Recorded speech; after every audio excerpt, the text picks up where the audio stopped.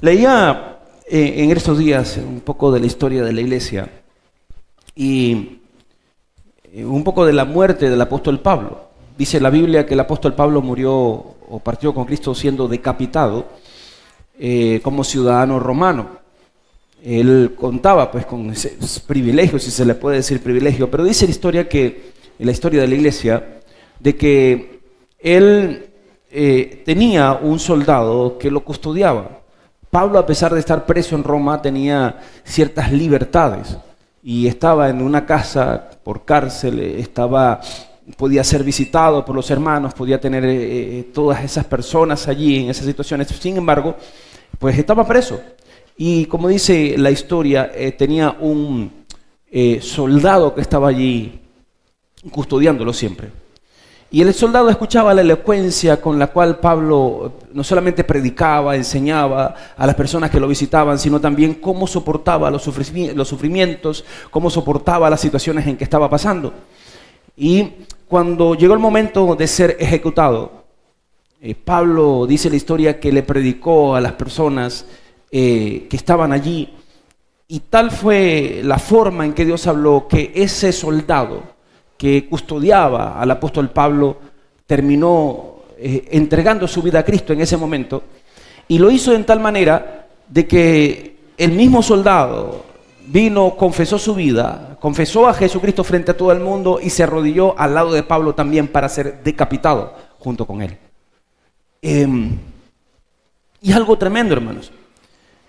Yendo un poco más acá, creo que fue el año pasado, hubo una noticia también de un hombre, no sé si fue pastor o era, sí, vamos a hablar de un cristiano, en Irán, un país musulmán extremista, en el cual se identificó que este hombre era cristiano, que seguía a Cristo Jesús, que había creído en Jesucristo. Le combinaron a que él rechazara a Jesús, que aceptara otra vez el ser musulmán, pero él se negó.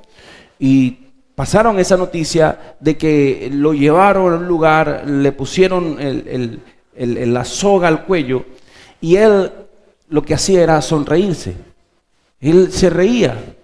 Y estos hombres, al ver que él no clamaba por su vida, sino que lo que hacía era reírse, o sea, no sonreírse, sino estar sonriente, le preguntaron, ¿por qué sonríes? Y sus palabras fueron, porque voy a encontrarme cara a cara con mi Señor y Salvador. Y él, pues simplemente le sonrió a la muerte, le dio la mejor sonrisa que tuvo a ese momento fatal que muchos no quieren ni siquiera que se les hable, pero que todos vamos a enfrentar. Cada uno de nosotros vamos a enfrentar esa muerte física. Los cristianos enfrentaremos una muerte física. El que no tiene a Cristo y se va de esta tierra enfrentará no solamente la muerte física, sino también una muerte espiritual, que es la muerte segunda. Pero para nosotros como creyentes, hermanos y hermanas, en medio de lo que podamos estar pasando, le podamos nosotros, como hijos de Dios, dedicar la mejor sonrisa al sufrimiento que podamos estar viviendo. Yo le puedo decir a usted ahorita, usted le podría regalar la cara más seria al que tiene a su lado. La más seria que tiene a su lado. Pero ¿por qué se ríe?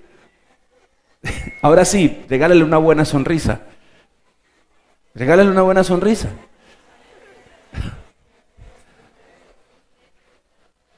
A veces la seriedad produce risa, ¿no? Pero muchas veces, hermano, nosotros sonreímos de aquí para afuera. Pero adentro hay tristeza, adentro puede haber dolor, adentro puede haber desesperación, puede haber preocupación, puede haber afán, puede haber ansiedad en cada una de nuestras vidas. Y más lo que estamos viviendo en estos momentos. Toda la situación, no solamente en el mundo, sino en nuestro país, la situación económica, social, todo lo que gira a nuestro alrededor. Y como hijos de Dios, nosotros, hermanos, pasamos por momentos difíciles. Ahora, y este es el tema que quiero compartir hoy con ustedes, sonriéndole al sufrimiento del mundo. ¿Usted puede hacer eso? Como hijo de Dios, como hija de Dios, usted está en estos momentos tan agobiado que sus músculos del rostro están tan tensados que no puede ni emitir una sonrisa, o puede, en medio de la situación que puede usted pasar ahora, pueda sonreírle al sufrimiento del mundo y decirle, tú no eres quien me va a quitar a mí la paz y el gozo que solo Dios me da. Y eso es lo que quiero compartir con ustedes hoy. Permítame orar en este momento. Incline su rostro conmigo y vamos a pedirle al Señor su dirección. Padre amado, en el nombre de Jesús, te doy las gracias, Señor. Gracias por el día de hoy, gracias por los que hoy están en este lugar y por los que también van a escuchar a través del audio, a través de este video también que se está tomando, acerca de tu palabra, acerca de tu esperanza, acerca de tu gozo y de la paz que solo tú puedes dar, en medio de la situación que podamos estar viviendo. Señor, dirígenos en este momento, toma el control pleno en el nombre de Jesús, Señor, de nuestra mente, corazón, Padre Santo, de nuestra atención. Señor, y habla tú por medio de tu palabra, por medio de tu Espíritu Santo a nuestras vidas. Señor, reprende todo aquello que quiera venir a perturbar este tiempo contigo. Y, Señor, que tu presencia llene este lugar en el nombre de Jesús. Amén. Amén.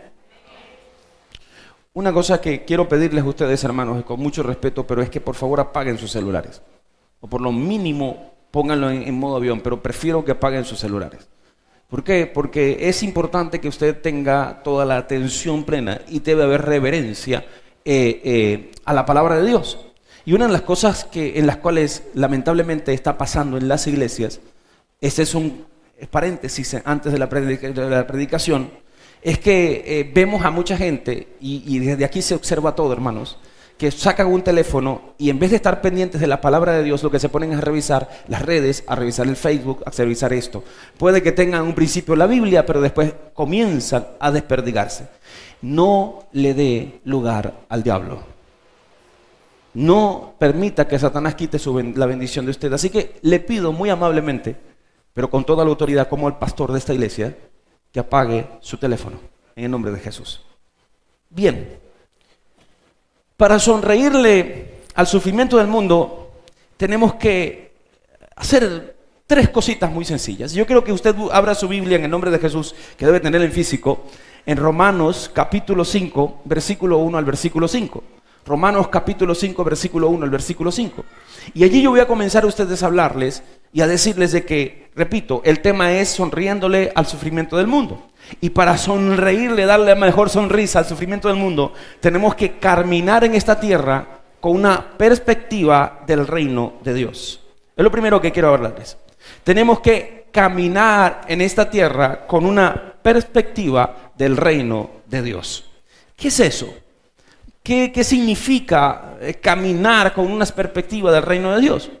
Y es un enfoque diferente de ver el mundo que nos rodea. ¿Sí está conmigo? Ok, estoy comenzando a predicar. Quiero que los niños, los que vayan para el baño, vayan, pero se estén después quietecitos, tranquilitos, lo más que se pueda. Por favor, sí. Tampoco vamos a suprimir a los pequeños, pero sí vamos a tener ese poquito de ánimo para todo esto. Bien, entonces, repito, es un enfoque diferente de ver el mundo a como normalmente nosotros estamos acostumbrados a verlo. Repito, una perspectiva del reino de Dios es un enfoque diferente de ver el mundo a como normalmente estamos acostumbrados a verlo. Y quiero que preste atención, hermanos, porque voy a utilizar algunas palabras que quizás usted no ha escuchado. Voy a explicar esto y necesito que usted pueda entenderlo, que usted pueda estar alerta con lo que estoy hablando. Ahora, para que nosotros podamos tener un enfoque diferente de ver el mundo a como normalmente estamos acostumbrados a verlo, nuestra cosmovisión, esa es la palabra que quiero enseñar hoy, nuestra cosmovisión del mundo tiene que cambiar, tiene que ser reenfocada. ¿Qué es lo que estoy diciendo? Que nuestra cosmovisión tiene que cambiar, tiene que ser reenfocada. ¿Qué es una cosmovisión? Es, escuche bien, la forma en que una persona ve e interpreta lo que sucede a su alrededor. Es la forma en que nosotros vemos e interpretamos lo que sucede en nuestro entorno. Y el ser humano, escuche ahora esto bien, según el mundo, tiene una cosmovisión humanista. Hay 2 tipos de cosmovisión: la cosmovisión bíblica y la cosmovisión humanista. La cosmovisión de Dios y la cosmovisión según el hombre. Es decir, las cosas o el enfoque que se ve según Dios y el enfoque que se ve según el hombre. Entonces, nosotros como cristianos somos seres humanos, sí, pero ahora como hijos de Dios, nuestro espíritu ha sido revivido, Dios está en nosotros porque el Espíritu Santo está en nosotros y tenemos la mente de Cristo. Es decir, que nuestra cosmovisión, nuestro enfoque tiene que ser ahora según lo que Dios ve, no según lo que el ser humano observa. ¿Sí me estoy dando a entender? Por eso le digo, preste atención. Entonces, nuestro enfoque, nuestra perspectiva no tiene que ser según la de este mundo que sigue, sino la perspectiva según el reino de Dios.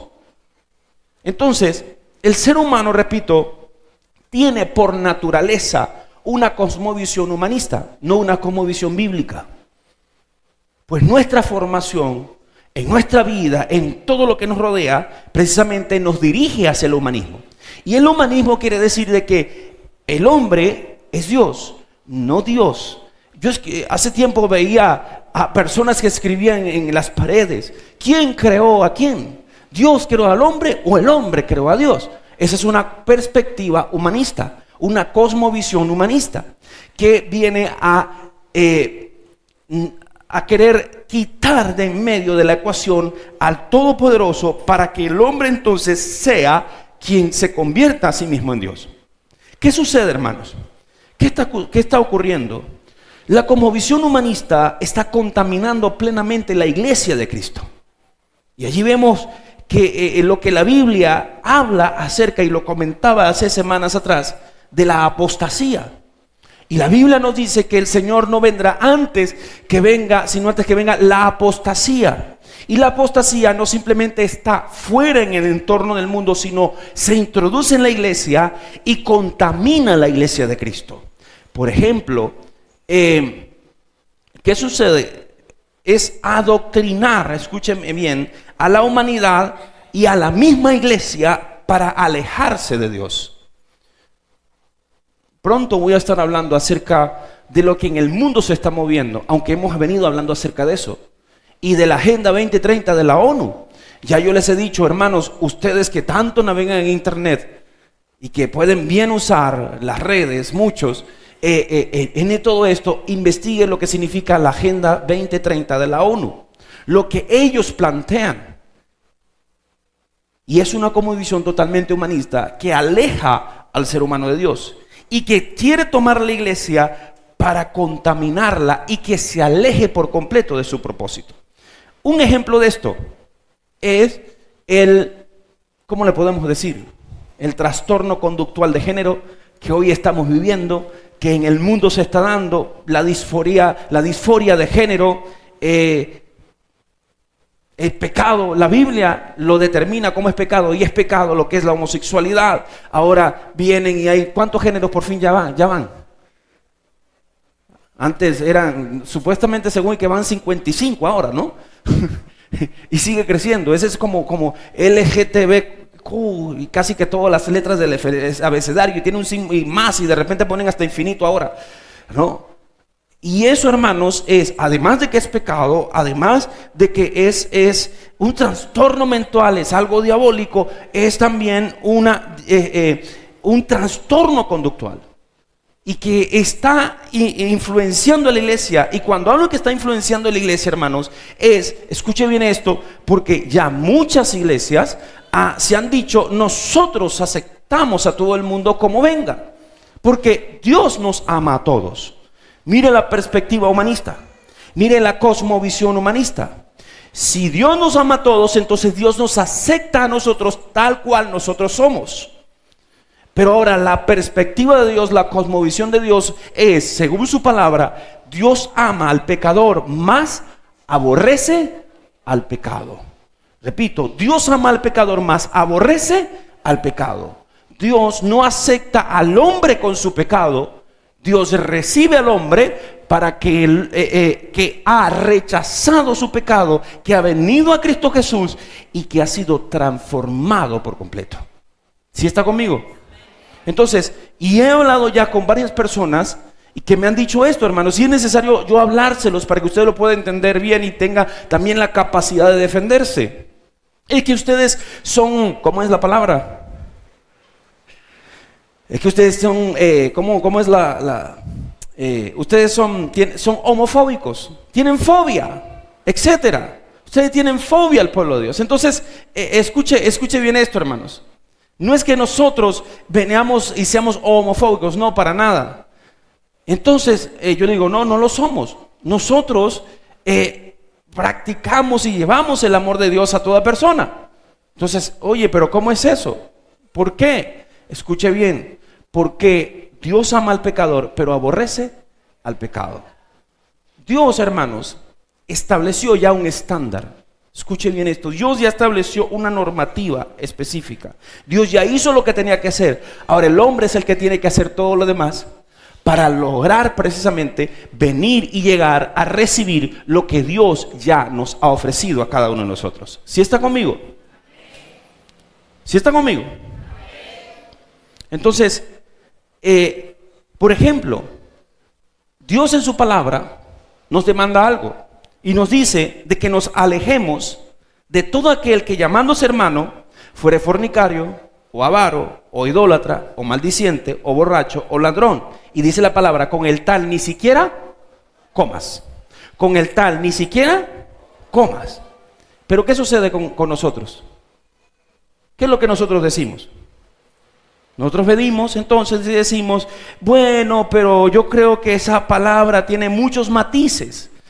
Yo creo que uno tiene que actuar con amor, uno tiene que accionar con amor con esas personas, porque si no amamos, entonces, ya va. La Biblia te dice que aquel que llamándose hermano, pero es fornicario, o ladrón, o adúltero, o mentiroso, o avaro, o idólatra, y escucha, la idolatría sí tiene matices.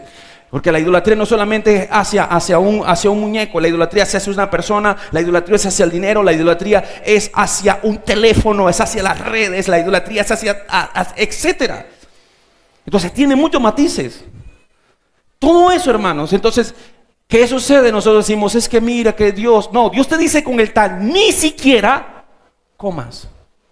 Entonces nosotros venimos como visión humanista viene y dice, yo creo que Dios como que se equivocó. Entonces queremos torcer la palabra de Dios. Y es donde nosotros allí fallamos. Porque no estamos viendo según la perspectiva de Dios. Cuando hablamos la palabra, o cuando a veces ha hablado también, y lo que la Biblia dice acerca del hombre que estaba adulterando, y estaba no con cualquier mujer, estaba con la mujer de su papá, no con su mamá, con su madrastra. Y Pablo le dice, ese personaje ustedes lo siguen soportando allí dentro de la iglesia, ustedes saben lo que está haciendo y lo siguen soportando.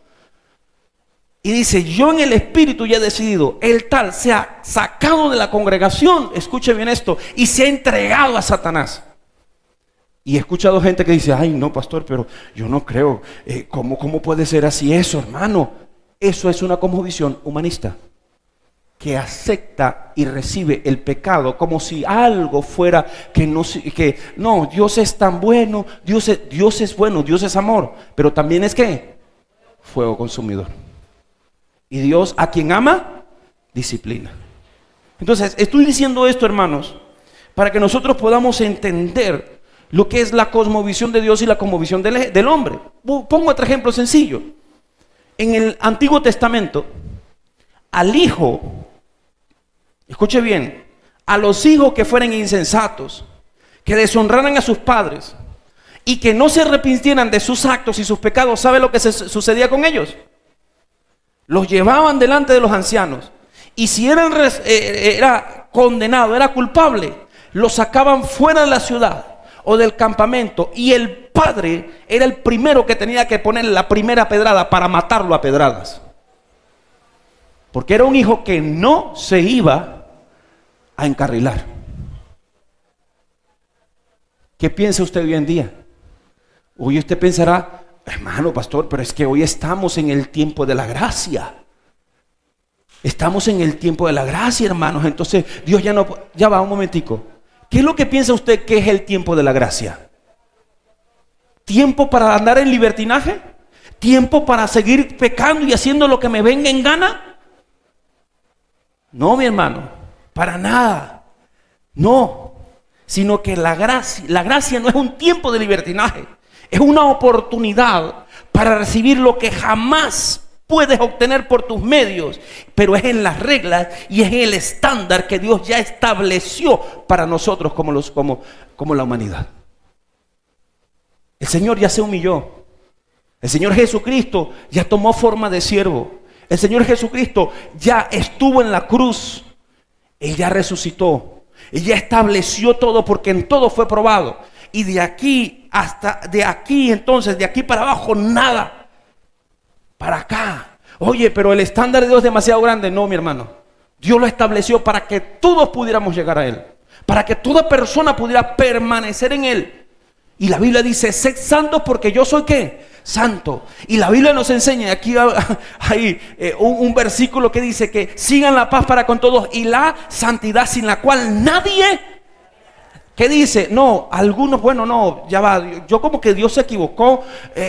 Señor, tú entiendes que yo soy débil, yo soy esto, yo soy aquello, entonces yo voy a, yo asisto a la iglesia, yo voy a la iglesia, yo voy, muy bien, estás haciendo bien, bueno, excelente, sigue adelante, con ánimo, con fuerza, te esfuerzo por eso, pero tienes que apartarte del pecado, tienes que apartarte de la maldad, tienes que apartarte de aquello que te está uniendo más y más en la muerte eterna y venir a Cristo. Y si ya lo has hecho, busca la santidad, porque sin santidad nadie verá al Señor.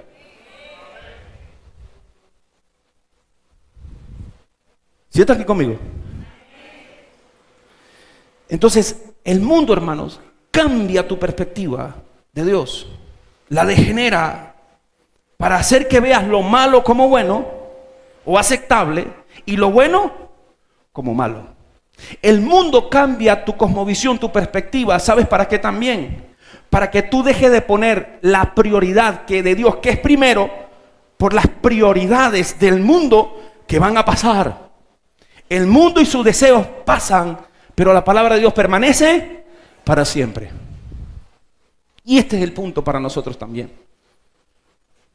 Ahora, si el mundo cambia tu forma de pensar, ¿por qué la palabra de Dios no puede cambiar tu forma de pensar? Y te lo repito, si el mundo cambia tu forma de pensar, ¿por qué la palabra de Dios no puede cambiar tu forma de pensar?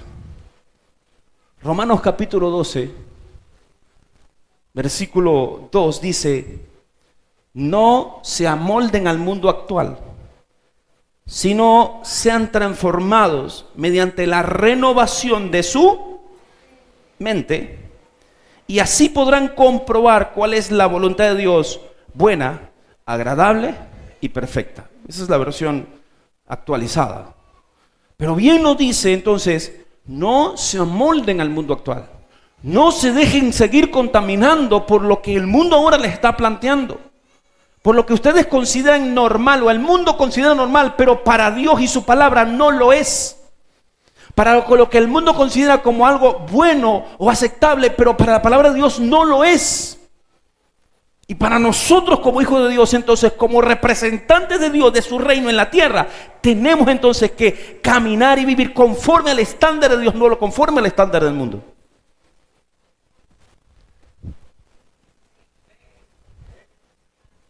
Dice, si no sean transformados mediante la renovación de su mente, y así podrán comprobar. Yo no sé si está bien entendiendo esta palabra, ¿no? ¿Cuántos quieren comprobar la voluntad de Dios en sus vidas?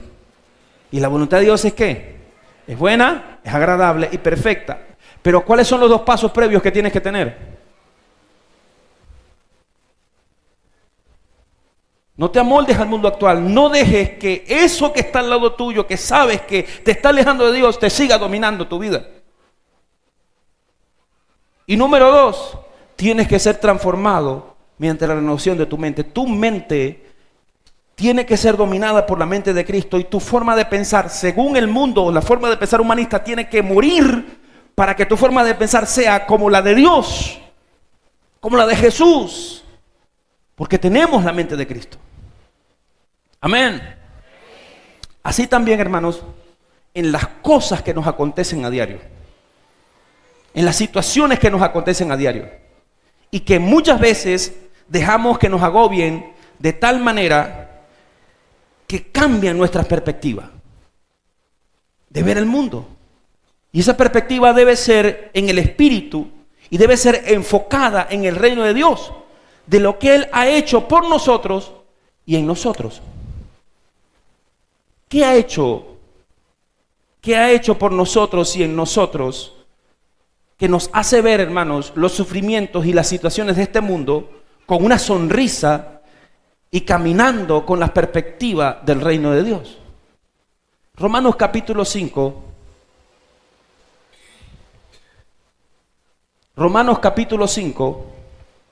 Dice, versículo 1 dice, en consecuencia, ya hemos sido justificados mediante la fe y tenemos paz para ¿con quién? Con Dios, por medio de nuestro Señor Jesucristo. También por medio de Él y mediante la fe tenemos acceso a esta gracia en la cual nos mantenemos firmes. Mire esto, y esta palabra a mí me confortó mucho en medio de este tiempo, en lo que nosotros hemos estado pasando. Dice, lo primero, que al haber creído en Cristo Jesús como Señor y Salvador, ya hemos sido justificados mediante ¿qué? ¿Hemos sido qué, hermanos? Justificados mediante la fe. Ahora, escuche bien, el ser justificado no significa que yo ande en la justicia de Dios. El haber sido justificados por Dios no significa que yo como cristiano, como hijo de Dios, ande en la justicia de Dios. Porque Dios, al recibir a Jesús como Señor y Salvador, Él ya me justificó. Y la justificación es que, habiendo sido yo culpable, igualmente sigo siendo culpable, he sido declarado ¿qué? Inocente. Pero no por mí, no por mis actos, no por mis hechos, porque yo sigo siendo un pecador, sino por Cristo Jesús, por el sacrificio del Cordero, porque Él se entregó a sí mismo por mí y por ti. Porque en tal manera amó Dios a la humanidad, que dio a su único Hijo, para que todo aquel que en Él cree, no se pierda, sino que tenga vida eterna. Entonces, cuando nosotros creemos en Él, hemos sido, ¿qué? Justificados. Pero siendo justificados, no podemos tomar esa justificación como excusa para seguir caminando según el mundo, según las perspectivas del mundo, según la cosmovisión del mundo, sino caminar según la perspectiva de Dios, cambiando, transformando mi mente para que cada día yo pueda pensar conforme a lo que Cristo hacía, pensaba y quiere de mí como creyente. ¿Sí está conmigo? Hemos sido justificados mediante la fe. Lo primero. Lo segundo, lo que dice Romanos 5 allí, es que por medio de nuestro Señor Jesucristo, hermanos, tenemos que. ¿Tenemos qué? ¿Con quién? ¿Para con quién? Con Dios. No es que Jesús no sea Dios, sino paz para con el Padre. Por medio de nuestro Señor Jesucristo tenemos paz para con Dios. La Biblia dice que el ser humano sin Cristo es enemigo de Dios.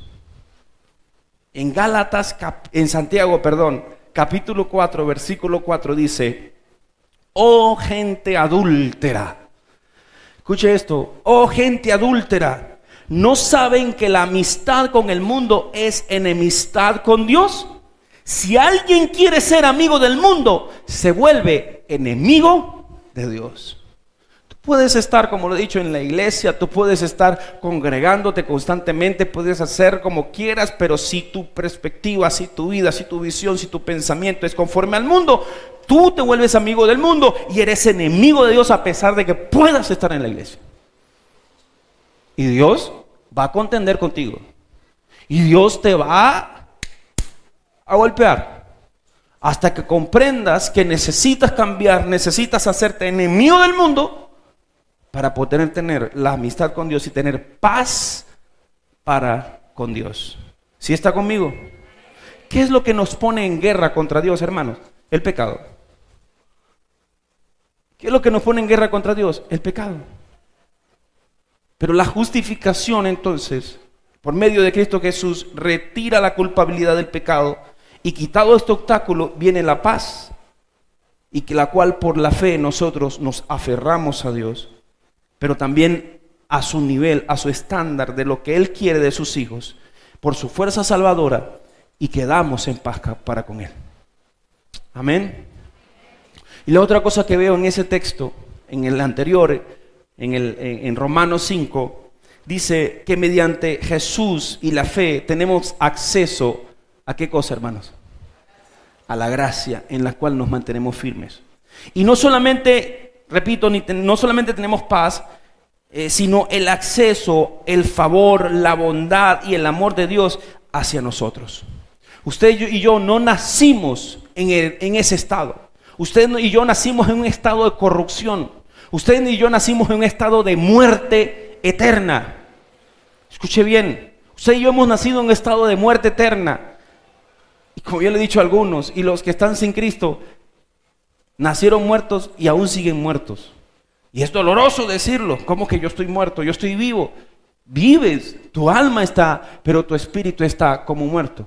Y la única forma de que tu espíritu se vivifique es que tú recibas a Jesús como Señor y Salvador, para que el Espíritu Santo venga a ser morada en ti, seas y te conviertas en templo de Dios, y así te restaures tu comunión con Dios mismo.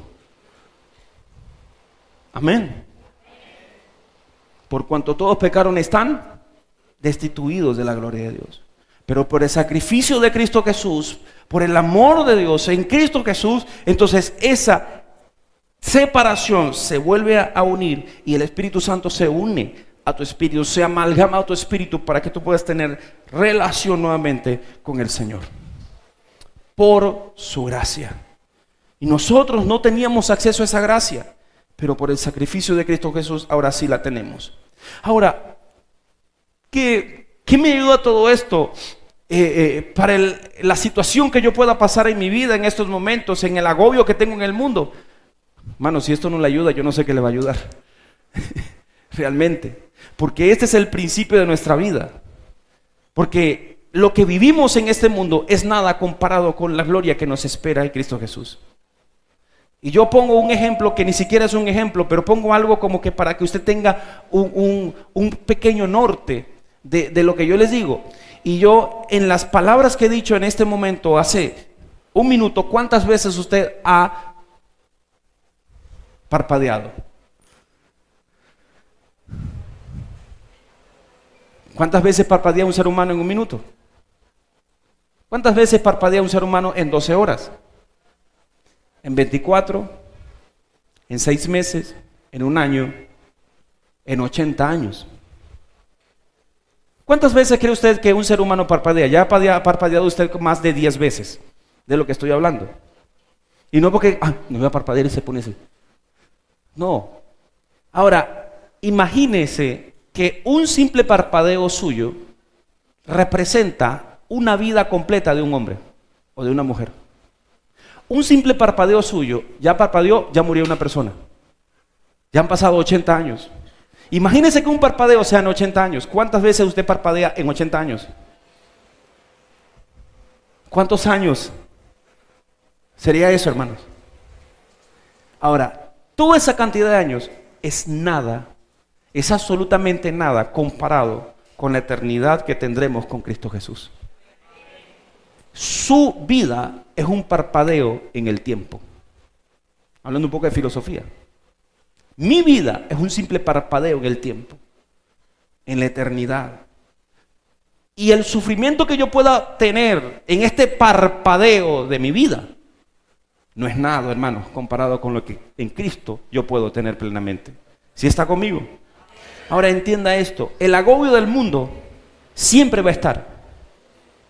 Los problemas, las necesidades siempre van a venir aquí en esta tierra, siempre van a llevar. El Señor lo advierte en su palabra. En Juan capítulo 16, versículo 33, Juan 16, versículo 33, dice: y estas cosas les he hablado para que en mí tengan ¿qué? Para que en mí tengan paz. En el mundo tendrán aflicciones, pero confíen, yo he vencido al mundo. En el mundo van a tener aflicciones, pero confíen. Yo he vencido el mundo. Y vamos a tener paz en medio de la aflicción si aprendemos a confiar y a ver conforme a la perspectiva de Dios y no conforme a la perspectiva del hombre. Amén. Qué mejor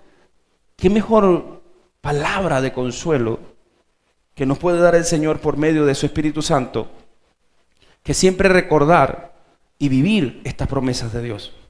Entonces, al entender esto, hermanos, nuestra perspectiva comienza a cambiar.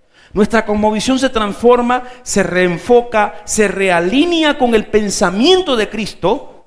Pues, repito, tenemos la mente de Cristo Jesús. Y es allí donde comenzamos a desarrollarla, a establecer las prioridades en Él, para Él, y en ver qué es lo más importante para nuestras vidas. Voy a hacer una pregunta aquí rápido, y pregúntale al que está a su lado esto. ¿Eres como Marta o eres como María? Pregúntale. ¿Sabe a quién me estoy refiriendo? ¿A quién me estoy refiriendo? No, no es a Marta la que está al lado de su casa o la vecina. No es a María tampoco, la que vive cerca. Hablo de las hermanas de Lázaro, el que murió y el que el Señor resucitó. ¿Ok? Y llegó el Señor Jesús allá y los visitó. Y cuando llegó Jesús, María llegó rápido y empezó a escuchar, le dio importancia al Señor. ¿Y Marta cómo estaba? No es que estaba haciendo mal Marta. Ojo, porque Marta quería agradar al Señor también. Marta quería preparar las cosas para el Señor y estaba preparando todo, pero estaba dejando de lado lo más importante. Y Marta le llega al Señor y le dice: mira, Señor, mira esa María floja, lo que está puro sentada ahí, no quiere ayudarme a hacer la comida, no quiere ayudarme a hacer esto, no quiere ayudarme a hacer lo otro, es una floja. Señor, regáñala, que venga, que se pare a hacer las tareas conmigo aquí. Y el Señor le dice: Marta, Marta, turbada y afanada estás. ¿Ok? Entonces, ¿cuántos de nosotros estamos como Marta? Turbados, afanados por las cosas y dejamos lo principal de lado. El Señor no le estaba diciendo a María o a Marta, ni le estaba exigiendo: prepárame la comida ya y ponte. El Señor estaba diciéndole: ven, escucha primero. Porque este alimento es mejor y mayor que el alimento que tú vas a consumir por el estómago y va a salir también. Y se va a ir a la tierra. Pero el alimento que vas a recibir de parte de Dios, ese no se va a perder. Ese va a dar fruto para salvación y para vida eterna. ¿Cuál es tu prioridad? Entonces, ¿eres como Marta o eres como María? Muchos en las iglesias son como Marta, porque sus prioridades todavía están en el mundo. Sus prioridades están primero en el mundo antes que a Dios. Y es por esto que viven afanados y viven turbados y viven que no puedo aquí, que no puedo allá. Espera. Es como yo le dije a un hermano una vez: hermano, que tengo esto, hermano, que tengo lo otro, y para acá y para allá. Era tarde. Ay, ¿qué vas a hacer? No voy a poder dormir. ¿Por qué no vas a poder dormir? ¿Puedes hacer algo ahorita? No. Lo que vas a hacer es preocuparte más. Descansa. Descansa. Confía en el Señor. Ya lo que tú hiciste. ¿Hiciste todo lo que pudiste? Sí. Pero no pude lograr. Entonces, hiciste lo que pudiste. Deja en manos de Dios lo demás. Y yo le he dicho varias veces, hermano. Nosotros mismos perdemos la cosmovisión de Dios. Y el Señor nos dice en su palabra: en paz me acostaré y así mismo dormiré, porque solo tú, Jehová, me haces vivir confiado. Pero nosotros nos preocupamos tanto por una situación o por X que a veces es nada y que no es ni siquiera importante en nuestras vidas o para el desarrollo de nuestras vidas, que perdemos la paz. No perdemos, la botamos, la tiramos por un lado. Si has podido hacer lo que puedes hacer, entonces confía en el Señor. Descansa. Y como yo le digo, le he enseñado a varios hermanos: hermanos, los problemas déjalo afuera del cuarto o incluso afuera de la casa. No que vamos a hablar de esto, voy a descansar. No que si tú eres fresco, sí, Señor, porque quiero pararme fresco para tomar la situación el día de mañana y el día de mañana tener mejores soluciones. Puedo descansar. Hermano, pruebe eso, pruebe la palabra de Dios. Y usted verá que Dios en medio de toda situación entonces le va a ayudar y le va a afirmar. Amén. En segundo lugar, para sonreírle al sufrimiento del mundo tenemos que regocijarnos en la esperanza de alcanzar la gloria de Dios.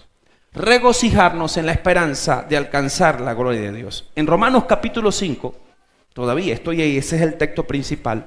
Romanos 5, pero versículo 2 en su segunda parte dice: así que nos regocijamos en la esperanza de ¿qué? De alcanzar la gloria de Dios. Mire esto. Tenemos una gran dicha en nuestras manos. ¿Cuál es? ¿Cuál es? Que ya usted tiene la salvación y la vida eterna. ¿Sí o no? A ver, ¿quién todavía duda de su salvación? Para de una vez venir aquí, pase adelante y vamos a que se arrepienta y busque a Cristo.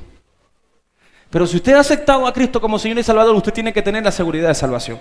Tiene esa dicha de que cuando llegue su momento, usted y yo, ¿a dónde nos iremos? ¿Al infierno? ¿A dónde nos iremos? ¿Al limbo? Nos iremos al lugar de espera en el Señor, al paraíso, al cielo. ¿Sí está conmigo?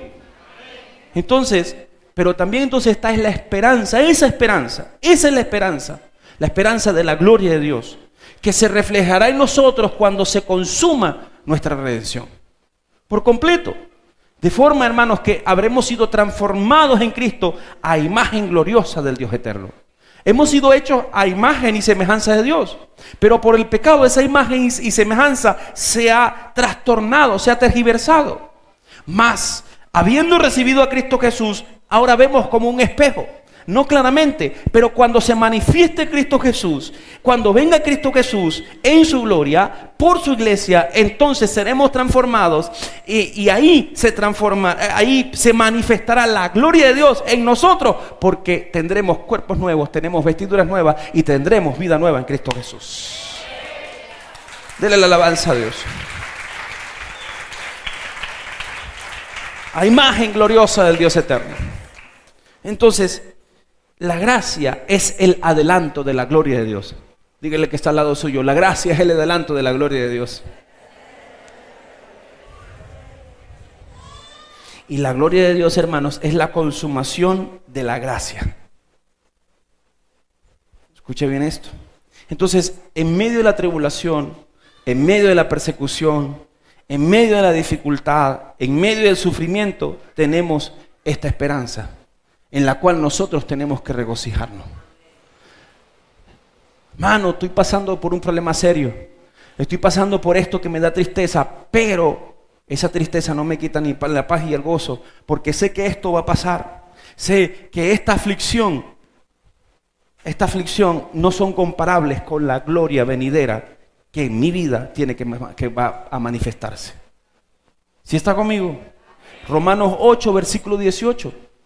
Y Romanos 8 dice: pues tengo por cierto que las aflicciones del tiempo presente no son comparables con la gloria venidera que en nosotros ha de manifestarse.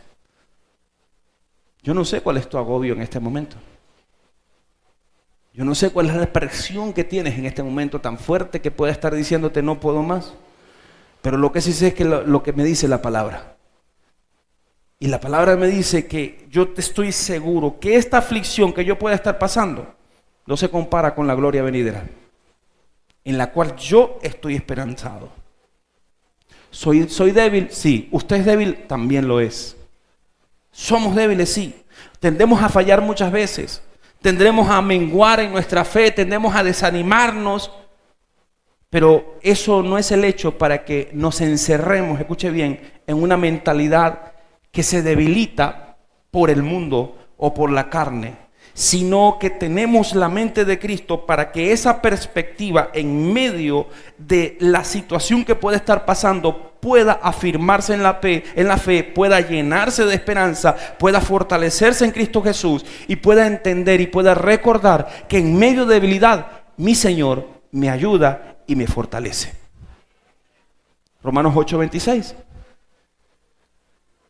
Y de igual manera dice: el Espíritu nos ayuda en nuestra debilidad, Pues ¿qué hemos de pedir como conviene? No lo sabemos. Pero el Espíritu mismo intercede por nosotros con gemidos indecibles. Mas el que escudriña los corazones sabe cuál es la intención del Espíritu, porque conforme a la voluntad de Dios intercede por todos sus santos. Y sabemos que a los que aman a Dios, ¿qué dice la Biblia? Todas las cosas les ayudan a bien, conforme a los que su propósito son llamados. Amén. Y en tercer lugar, hermanos, y sigo en Romanos capítulo 5, para sonreírle al sufrimiento del mundo, lo que usted pueda tener, tenemos que estar claros que lo que produce el sufrimiento de un hijo de Dios es diferente al del mundo. Permítame leer primero la porción de la Biblia. En Romanos 5, versículo 3 dice: y no solo esto, sino también nos regocijamos en nuestros sufrimientos, porque sabemos que el sufrimiento produce paciencia. La paciencia, entereza de carácter. La entereza de carácter, esperanza. Y esta esperanza no nos defrauda, porque Dios ha derramado su amor en nuestro corazón por el Espíritu Santo que nos ha dado. Cuando usted, hermanos, está en una situación difícil, en una situación de sufrimiento, de dolor o de tristeza o de agobio, ¿qué tendemos en nuestra humanidad a hacer? A desesperarnos. No encuentro salida, no encuentro esto, y viene un colapso mental, viene un colapso nervioso, viene un estrés, viene una carga emocional tremenda, viene una depresión, eso es lo que en el mundo nosotros tenemos, como humanos. Como humanos nos sucede, porque somos seres emocionales, y es natural en esto. Sin embargo, como hijos de Dios, nuestra perspectiva tiene que ser, y es diferente en relación a los sufrimientos que el mundo nos produce. Hay personas que tienden a suicidarse, hay personas que tienden a explotar de tal manera que no se suicidan simplemente, sino que matan a sus familias. Y hemos escuchado historias de personas con tanto agobio mental, emocional, que vienen, asesinaron a sus hijos, a su esposa, y luego se pega un tiro y listo. Y eso es la perspectiva del mundo, ese es el agobio del mundo. ¿Por qué? Porque va minando la mente, el corazón de la persona y lo destruye por completo. Pero en aquel que tiene a Cristo Jesús, el sufrimiento produce una forma diferente, no una carga, sino que produce un cambio y una transformación. ¿Sí está conmigo aquí? Leamos la Biblia, ahí está el texto. Y comienza diciendo, obviamente, en esto, el apóstol Pablo, que escribió esta carta, él fue realista. Él sabía que la vida cristiana no es un camino fácil. Sin embargo, para cada uno de nosotros, como hijos de Dios, nuestra perspectiva tiene que ser, repito, una perspectiva de reino, de lo que nos espera y de lo que aún podamos aprovechar en las circunstancias difíciles para crecer y para tener la victoria en Cristo Jesús. Ahora, ¿qué es lo que produce el sufrimiento de un cristiano? Lo primero dice que el sufrimiento produce ¿qué? Paciencia. El sufrimiento para un cristiano tiene que producir paciencia. Otra vez, el sufrimiento produce paciencia. Y la paciencia es perseverancia. Es la constancia en permanecer bajo el peso de las circunstancias adversas. De afirmarte bajo el peso de las circunstancias adversas. Pongo un ejemplo. ¿Cómo se endurece el acero? A través del fuego. ¿Sí o no?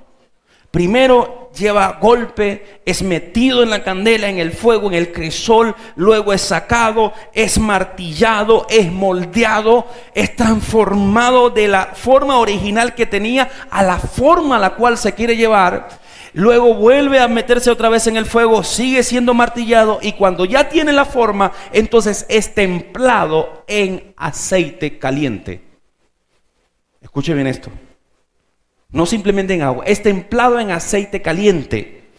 ¿Para qué? Para que el acero entonces enfríe y se endurezca. Sea endurecido, sea templado y sale entonces como un instrumento. bien sea un cuchillo, una espada o alguna otra cuestión. Pero se convierte en un instrumento, pero tiene un proceso donde repito, entonces, así es la comparación con nosotros como los creyentes. Nosotros comenzamos siendo como ese pedazo o esa barra de acero, ¿ok?, que necesita un proceso. Y el proceso comienza con fuego, con pruebas, con sufrimientos. Y luego vienen los golpes, el martillo que nos va moldeando a cada uno de nosotros. Y después viene el temple en el aceite. El aceite en la Biblia significa la acción del Espíritu Santo en nuestras vidas, para convertirnos en instrumentos para su gloria y para su honra. ¿Está conmigo? Entonces, nosotros mediante el sufrimiento nos robustecemos, nosotros nos templamos. Y esto, hermanos, nos ayuda. ¿Por qué? Porque nos produce paciencia. En vez de causarnos daño el sufrimiento a los cristianos, el sufrimiento tiene que producir en nosotros, ¿qué? Paciencia, perseverancia. En una persona sin Cristo se impacienta, quiero las cosas ya, necesito esto, no puedo seguir y aquí. Pero cuando es trabajado en la gracia de Dios, produce paciencia, perseverancia y aumenta nuestra fe. Amén. Pero no se queda allí. La Biblia dice que la paciencia produce ¿qué? Entereza de carácter. Entereza de carácter. Y así ahora voy a utilizar este ejemplo. El oro. El oro lo puede extraer usted, pero ¿qué tiene que pasar con ese oro? ¿Lo puede vender así y ya? El oro que es recién extraído viene con impurezas. Y para poder ser más puro, para tener quilates mayores, tiene que pasar por fuego.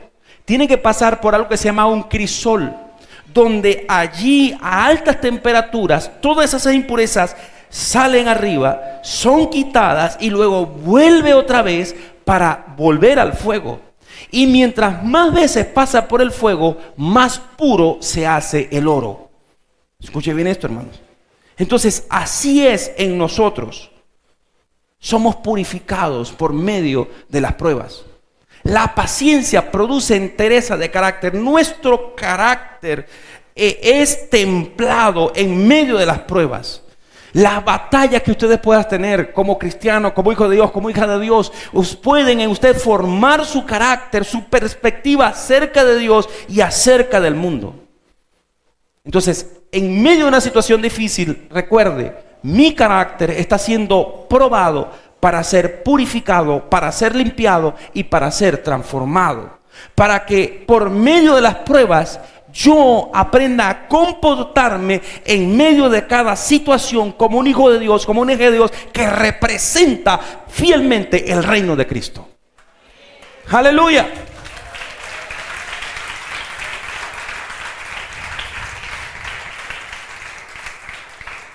Tampoco se queda allí.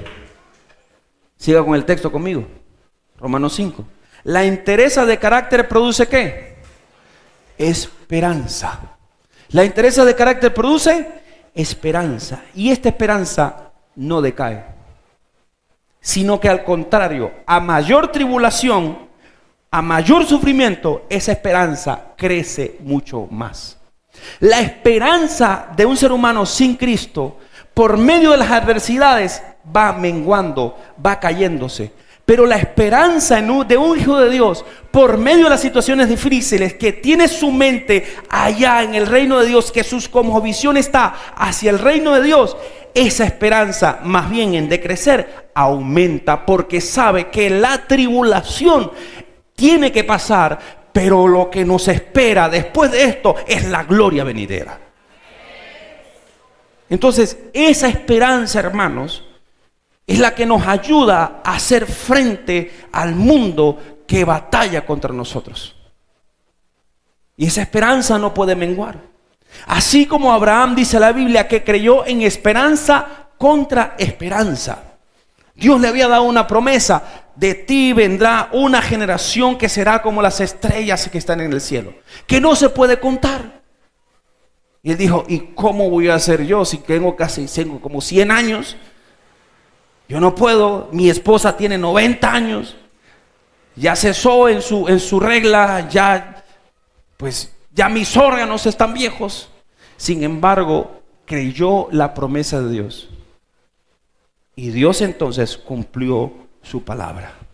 Y dice la Biblia también, creyó en esperanza contra esperanza. ¿Qué quiere decir? Que aunque lo que estaba a sus ojos de forma evidente decía que humanamente no se podía, lo que Dios dice, Él cumple a pesar de la naturaleza. Porque la naturaleza y todo lo que hay en el mundo se doblegan bajo la voz y la orden de Dios. Amén, hermanos. Así también como nosotros como creyentes. Hermanos, la fe jamás puede estar desasociada de la esperanza. Escuche esto. La fe jamás puede estar desasociada de la esperanza.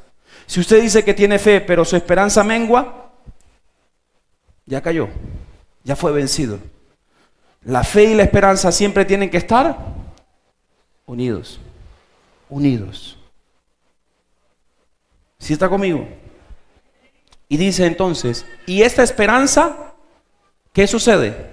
No nos defrauda, no nos avergüenza, no nos deja confundidos, no nos decepciona, como lo hacen las ilusiones de este mundo. Hermano y hermana, ¿dónde está puesta tu mirada? ¿Dónde está puesto tu corazón? ¿Dónde está puesta tu esperanza? ¿En quién? La esperanza del cristiano, la esperanza de una cristiana tiene una base absolutamente sólida donde puede descansar. Y está en ese texto. Y ahí dice, porque Dios ha derramado su amor en nuestro corazón por el Espíritu Santo que nos ha dado. Y termino con esto hoy. Esta es la palabra de esperanza para nosotros. Mi hermano, mi hermana en Cristo Jesús. El Señor te ama profundamente. Nos ha amado y nos tiene en su mano por medio del sacrificio de Cristo. Pero también nosotros debemos caminar de tal forma que Cristo sea el centro de nuestras vidas. Y todo esto, hermanos, viene por la obra del Espíritu Santo de Dios. Compartía con los jóvenes ayer también acerca de que el tema con ellos era, ¿tienes un compañerismo con Dios o tienes una relación con Dios? Porque muchos cristianos pueden tener un compañerismo con Dios, pero no una relación con Dios. El que tiene un compañerismo con Dios se asemeja a aquel que construyó su casa en la arena del mar y no en una base sólida. Y vino en la tormenta y chocó contra esa casa y fue grande su ruina. Pero aquel que tiene una relación con Dios es aquel que construye su casa sobre la roca. Y esa roca es Cristo Jesús. Y puede venir la tormenta, puede venir las olas, pueden venir lo que sea, pero van a chocar es contra la roca, no contra tu casa. Y tu casa permanecerá firme a pesar de la dificultad y la circunstancia. Y usted puede hacer entonces como esa ave que tenía construido su nido en la ladera de un precipicio y estaba el mar y estaba la tormenta terrible y las olas, pero las olas no llegaban a ese nido. Los vientos podían pasar, pero la roca cubría ese nido y la ave con su polluelo estaban allí en medio de la tormenta, pero seguros. Igual nosotros, hermano. Puede venir la tormenta que sea, pero si usted está aferrado a Cristo Jesús, usted le puede decir a la tormenta, ruge, grita, pasa. A mí, yo estoy con Cristo y Cristo me cubre por completo como la gallina cubre sus polluelos. Sonríele, hermano, a las situaciones del mundo, porque tú estás en Cristo Jesús y estás en la roca viva. Y Él cumplirá su propósito en cada uno de nosotros. Póngase de pie conmigo.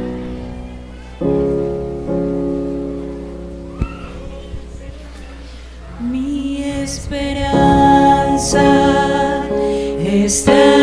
se la sabe,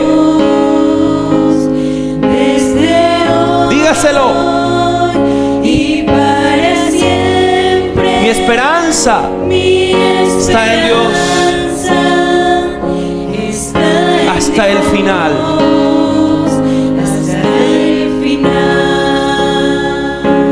Mi hermano, mi hermana, y usted que está escuchando, puede pasar la situación que pueda pasar en su vida, Estoy ahora pero en la si presencia usted está afirmado en Cristo Jesús, Señor, eso va a pasar. el que sostiene. Van a haber heridas, van a haber situaciones, sí es verdad, pero usted no va a menguar, usted va a perseverar y usted va a vencer, porque Cristo nos sostiene en su mano. Cristo Jesús la sostiene en su mano. Confíe, no desmaye, porque la gloria venidera nos espera.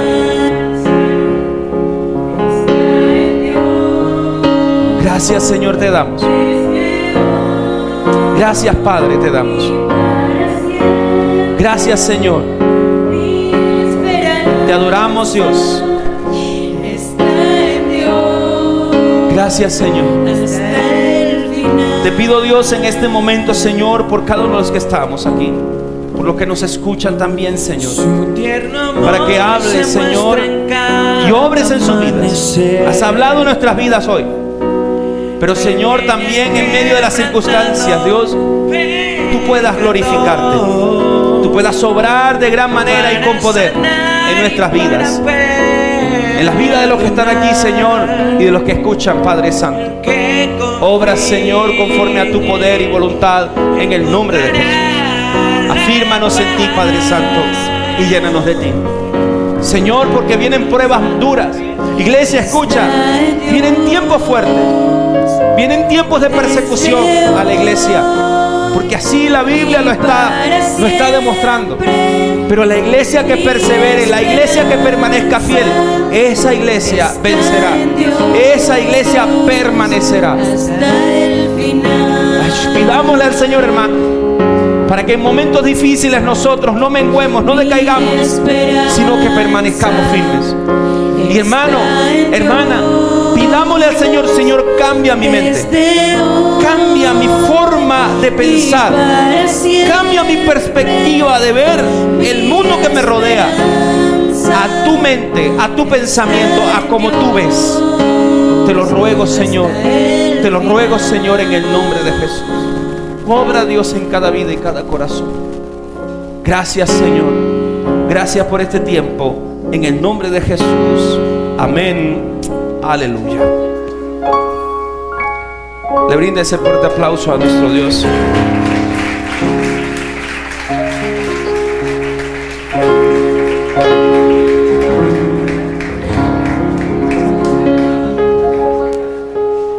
Puede sentarse un momento y vamos a llamar a los diáconos aquí al frente.